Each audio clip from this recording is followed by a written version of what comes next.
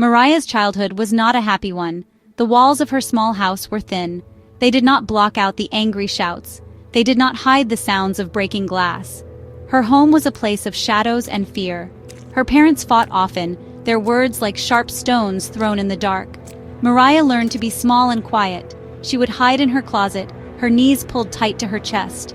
She prayed for silence. She prayed for peace. But peace was a distant dream, something she only read about in books. Her heart felt bruised, like a tender flower stepped on too many times. She wondered if the sun would ever shine for her. In that tiny closet, Mariah found a friend. It was an old, forgotten radio. With a turn of the dial, a new world opened up. Music filled the small space. It wrapped around her like a warm blanket. The melodies were a shield against the yelling. The lyrics were promises of a better place. She would hum along, her voice a tiny whisper. The music was her secret escape. It was her only comfort. She learned that a song could hold more love than her house ever did. It could tell a story of hope when her own story felt so hopeless. This was her first discovery of real magic. As she grew, her whisper became a song. Mariah started to sing out loud, not just in the closet, but in her room, in the yard, anywhere she could find a moment alone. Her voice was a gift. It was clear and strong. It carried all the pain she could not speak. It held all the dreams she was afraid to share. Singing was like breathing. It was necessary for her survival. Her songs were prayers she didn't know how to say. They were tears she could not cry. Each note was a step away from the sadness. Each melody was a glimmer of light in her very dark world. The music gave her a reason to keep going. It was a promise that something beautiful could exist, even in the middle of ugliness. When the fighting downstairs became too much to bear, she would close her eyes and sing. She imagined herself on a stage, with bright lights shining down. In her imagination, people were smiling. They were listening. They were moved by her voice. This dream became her lifeline. It was a secret garden in her soul where no one could hurt her. Her music was not just a sound, it was her very own shield of hope. At 16, Mariah couldn't take it anymore. The fighting at home became a constant storm. She packed a small bag one night. She left a note on her pillow that just said, "I'm sorry." Then she slipped out into the darkness. The city was big and scary. It was also a place of freedom. She thought she could finally be happy. She found small jobs, singing in smoky clubs and dim bars. Her voice, once a source of private comfort, was now her only way to make a living. People listened. They clapped. But their applause felt empty. It could not fill the deep hole in her heart. The loneliness was a heavy coat she could not take off. The faces in the crowd were strangers.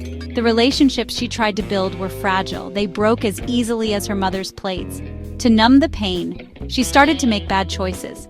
She turned to things that promised a quick escape. Alcohol and drugs became her new companions.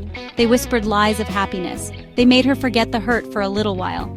But when their effects wore off, the sadness was always there. It was deeper and darker than before. Her song was getting lost in the noise of a broken life. Her beautiful voice started to change. It became rough and tired. The light in her music began to fade. The songs she sang were about heartbreak and loss. They were a reflection of her own life. She was a runaway, lost in a world that did not care. Each night on stage felt the same. She poured out her pain, and the crowd drank it in. But no one saw the real Mariah. They saw a performer. They did not see the scared little girl still hiding inside. She was more alone in a crowded room than she had been in her childhood closet. Her spirit was slowly breaking. One night, after a show, she looked in the mirror. She did not recognize the person staring back. Her eyes were hollow. Her smile was fake. The music that once saved her was now part of her prison. She had escaped her parents' house, but she had run straight into a different kind of cage. This one was made of addiction and despair. She had nowhere else to run. She fell to the floor, her body shaking with sobs. She had lost her song. She had lost herself. She whispered into the empty room, "Is anyone there? Can anyone hear me?" But only silence answered. At her lowest point, Mariah fell into a deep, exhausted sleep. In that sleep, she had a dream. It was more real than anything she had ever experienced. She was standing in a field of tall grass. The sun was warm on her face. There was a gentle melody in the air, a song she had never heard before. It was a song of pure love and forgiveness. A kind voice called her name. It was not a voice she knew, but it felt familiar. It felt like home. The voice said, "Child, your song is not lost. I gave it to you. Come back to me, and I will make it new." She woke up with tears streaming down her face. But these were not tears of sadness. They were tears of hope. The dream felt like a lifeline. The melody from the dream was still playing in her mind. It was a simple, beautiful tune. For the first time in years, she felt a flicker of something she had long forgotten: peace. The voice from the dream echoed in her heart. She didn't understand it completely, but she knew she had to find the source of that voice. She had to find the source of that song. It was a tiny spark, but it was enough to light her way out of the darkness. A few days later, she was walking down the street. She felt lost and alone. Then she saw it, a small church with its doors wide open. She heard the sound of a piano playing softly from inside. It reminded her of the music from her dream. She hesitated on the sidewalk. Churches were for good people, she thought. They were not for broken people like her. But the voice from her dream whispered to her again. "Come," it seemed to say. With a deep breath, her hand trembling, she pushed the door open and stepped inside. The air was quiet and still. It felt safe. The pastor was speaking.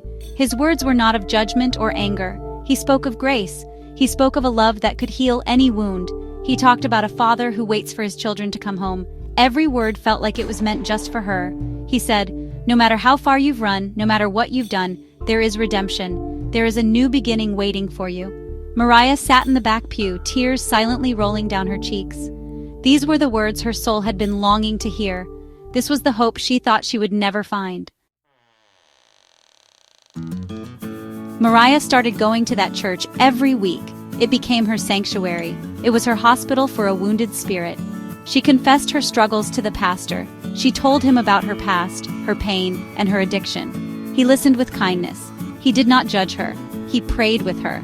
He showed her that faith was not about being perfect. It was about trusting in a God who was. Slowly, a change began to happen inside her. The heavy coat of loneliness started to feel lighter. The chains of addiction began to rust and fall away. She was healing, one prayer at a time. One day, the worship leader asked if she would sing. The thought terrified her. Her voice had been used in dark, smoky clubs. It had sung songs of despair. How could she sing in a place of worship?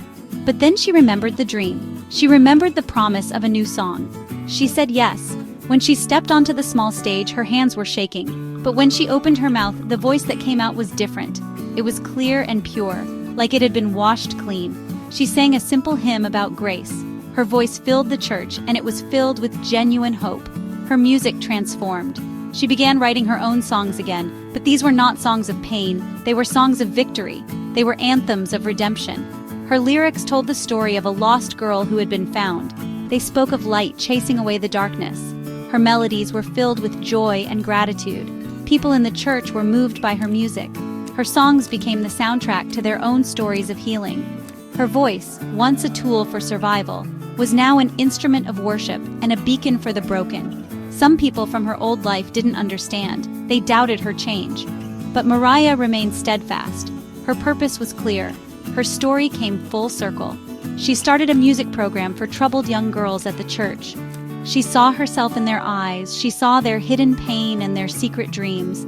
She taught them that music could be a prayer. She taught them that their voices mattered. She shared her story of running away and being found. She told them about the love that had saved her.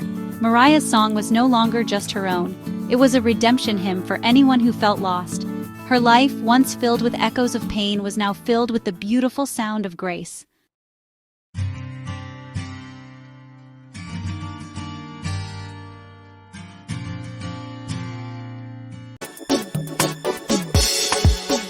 I make my dreams come true.